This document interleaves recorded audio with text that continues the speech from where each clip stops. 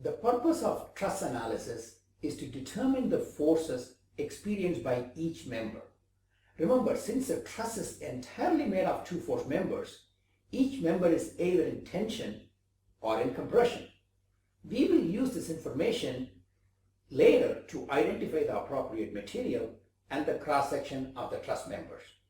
There are two methods used in truss analysis. One, method of joints. Two, method of sections. We will discuss method of joints in this session. Consider the simple truss shown here. The task is to determine the support reactions and member forces. You can easily recognize this is a simple truss. Let's go through a step-by-step process to solve this problem. Step number 1.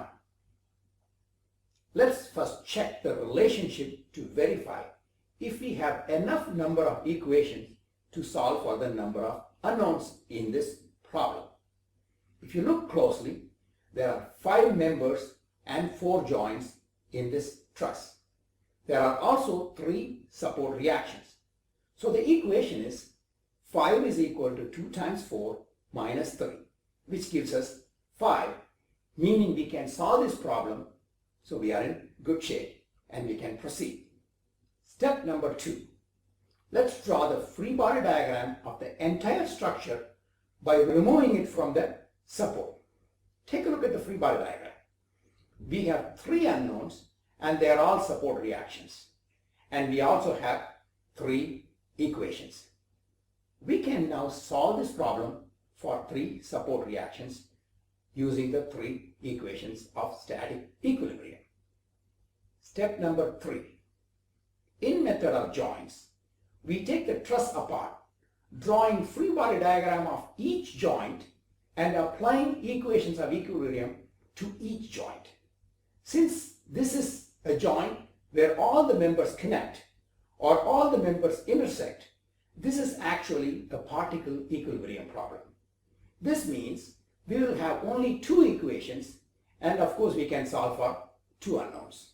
Let's consider joint D and draw the free body diagram of this joint. Notice member AD and CD are connected by joint D.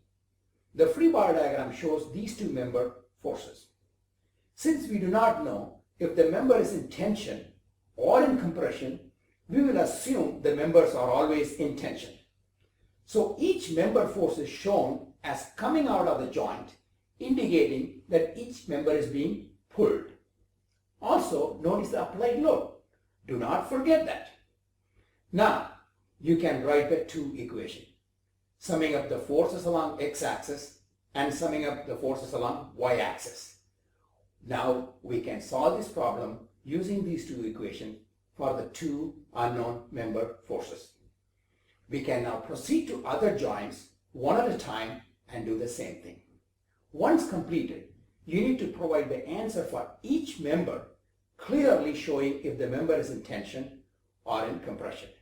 In the next video, I will show you how to solve this problem step by step.